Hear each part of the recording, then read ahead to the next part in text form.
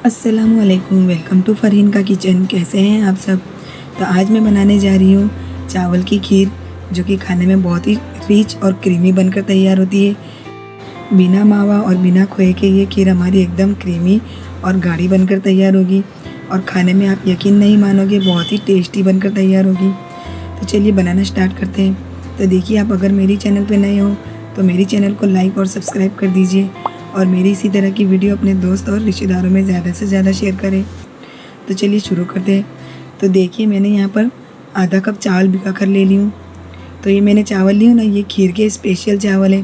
तो अगर आपके पास इस तरह के चावल ना हो ना, तो आप इसकी जगह पर वो जो छोटे चावल होते हैं ना, जिसे कनकी के चावल भी कहते हैं, तो वो चावल भी ले सकते हो। तो ये देखिए, चावल मैं तोड़ रही हूँ ना, तो इस तरह से टूट जा रहे हैं। तो चावलों को हमें आधे से पौने घंटे तक भिगा कर रखना है।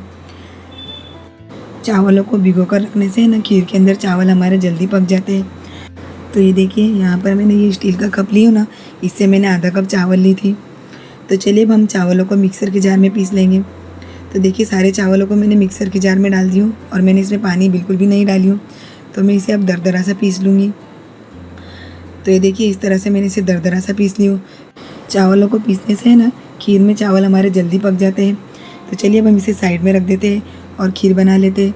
तो देखिए, मैंने गैस पर एक तपेली रख दी हूँ। तो अब हम इसमें डाल देंगे दूध। तो मैंने यहाँ पर फुल फैट क्रीम वाला दूध ली हूँ। तो मैंने यहाँ पर 1 लीटर दूध डाल दी हूँ। तो दूध को हमें चलाते रहना है और एक उबाल आता है वहाँ तक इसे हलाते रहना है।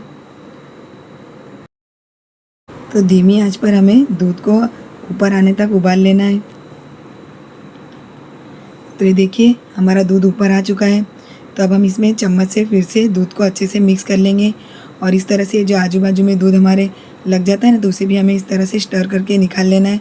उससे क्या होता है, खीर हमारी अच्छे से गाढ़ी बन जाती है और खीर के अंदर एक क्रीमी सा टेक्सचर आ जाता है, ऐसे मलाई के लच्छे जैसे हो जाते हैं। तो इस तरह से हमें दूध को साइड से निकालते रहना है। तो अब हम इसमें हमने जो चावल पीस के रखे थे ना, वो भी इसमें डाल दूँगी मैं। चावलों को डालने के बाद हमें बिल्कुल भी खीर को ऐसे छोड़ना नहीं है, चावलों को ऐसे हिलाते ही रहना है। क्योंकि अगर हम चावलों को दूध को ऐसे छोड़ देंगे ना, तो चावल हमारे नीचे चिपक जाएंगे और जल जाएंगे और खीर के अंदर जलने जैसी महक आएगी। तो हमें चावलों को हिलाते रहना है ताकि चावल हमारे नीचे चिपके नहीं और जले नहीं। और ये जो आजू बाजू का जो दूध है ना, उसे भी निकालते रहना है और दूध के अंदर ट्रांसलेट करते रहना है। उससे हमारी खीर बहुत ही जल्दी गाढ़ी बनकर तैयार होगी और बहुत ही क्रीमी भी बनकर तैयार होगी। तो ये देखिए, इस तरह से मैं बता रही हूँ ना, इस तरह से हमें चम्मच से ये जो दूध है ना, हमारी जो मलाई लगी है ना, इसे निकालते रहना है और खीर के अंदर डालते रहना है। उससे हमारी खीर जल्दी से गाढ़ी हो जाएगी। और खीर को हमें 20 से 22 मिनट तक धीमी आंच पर इसी तरह से चलाते रहना है। जब तक हमारे चावल पकते नहीं, तब तक हमें इसी तरह से चलाते रहना है। खीर को पकाने में थोड़ा टाइम लगता है क्योंकि हमें इसे धीमी आंच पर पकाना पड़ता है। तो देखिए, अब मैंने यहाँ पर एक ब्रेड की स्लाइस ले ली हूँ और इसको मैं क्या करूँगी, ये जो आजू बाजू की जो जाड़ी जो इसकी किनारे है ना, उसे निकाल लूँगी और ब्रेड क्रम्स बना लूँगी। मिक्सर की जार में इसे पीस लूँगी।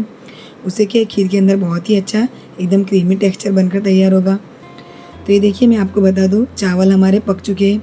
ये देखिए, इस तरह से मैं हाथों से मैश कर रही हूँ ना, तो चावल हमारे मैश हो रहे हैं। तो इसका मतलब चावल हमारे पक चुके हैं। तो चावलों को पकने के बाद ही हमें इसके अंदर ब्रेड क्रम्ब डालना है, पहले नहीं डालना है।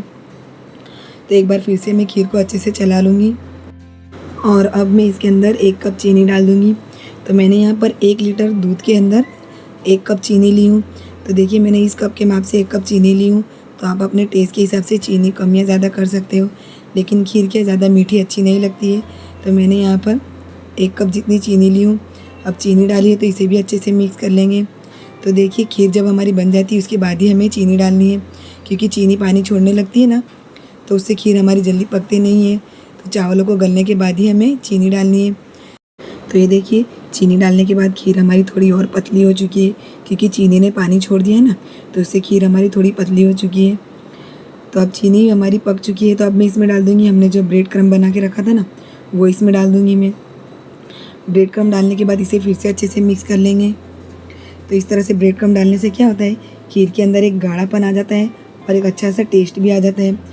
अगर आपके पास मावा नहीं हो, खोया नहीं हो या फिर मिल्क पाउडर नहीं हो, तो आप इसकी जगह पर इस तरह से ब्रेड क्रम्ब डालेंगे ना, तो आपकी खीर बहुत ही टेस्टी बनकर तैयार होगी और एकदम क्रीमी और गाढ़ी भी बनकर तैयार होगी।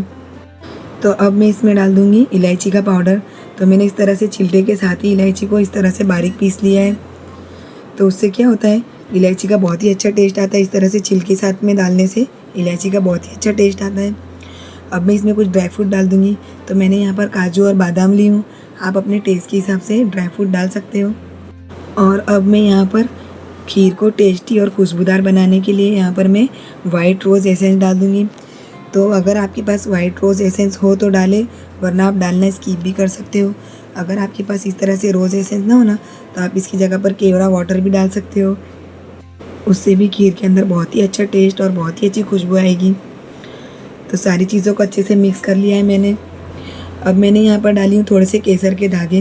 तो अगर आपके पास केसर हो तो डालें, वरना आप डालना स्किप भी कर सकते हो। तो सारी चीज़ों को अच्छे से मिक्स कर लेंगे। तो ये देखिए, आप देख सकते हो खीर हमारी कितनी गाढ़ी और कितनी क्रीमी टेक्सचर वाली बनकर तैयार हुई है। अब मैं इसे ठंडा होने के लिए साइड में रख दूँगी, क्योंकि मुझे खीर थोड़ी ठंडी अच्छी लगती है ना, तो मैं इसे ठंडा होने के बाद ही सर्व करूँगी। आप चाहो तो इसी स्टेज पर गरम गरम सर्व कर सकते हो। तो ये देखिए, खीर हमारी ठंडी होने के बाद कितनी गाढ़ी हो गई है। ये देखिए कितनी क्रीमी और कितनी गाढ़ी बनकर तैयार हुई है हमारी खीर। बिना मावा के और बिना खोए के एकदम टेस्टी और क्रीमी बनकर तैयार हुई है। अब मैं इसमें थोड़े से ऊपर से ड्राई फ्रूट डाल दूँगी और जो केसर है वो भी डाल दूँगी। तो ये देखिए, देखने में कितनी खूबसूरत लग रही है हमारी ये खीर। आप एक बार इस तरह से मेरी रेसिपी से चावल की खीर बनाकर ट्राई कीजिए। आपके घर में सभी को बहुत पसंद आएगी। और ये चावलों की खीर बनाने में बहुत ही टेस्टी और जल्दी से और आसानी से झटपट से बन गई है। बिल्कुल भी ज़्यादा टाइम नहीं लगा है और घर के ही चीज़ों से बनकर तैयार हुई है। तो आप एक बार इस तरह से मेरी रेसिपी से ज़रूर ट्राई कीजिए और मुझे कमेंट में ज़रूर बताइए कि आपको मेरी रेसिपी कैसी लगी। तो मेरी इसी तरह की वीडियो देखने के लिए मेरी चैनल को लाइक करें, शेयर करें और सब्सक्राइब नहीं किया है तो प्लीज़ सब्सक्राइब कर दीजिए। और आपकी दुआ में हमें भी याद रखिए। मिलते हैं अगली वीडियो में एक नई रेसिपी के साथ इंशाअल्लाह। तब तक के लिए अस्सलामु अलैकुम।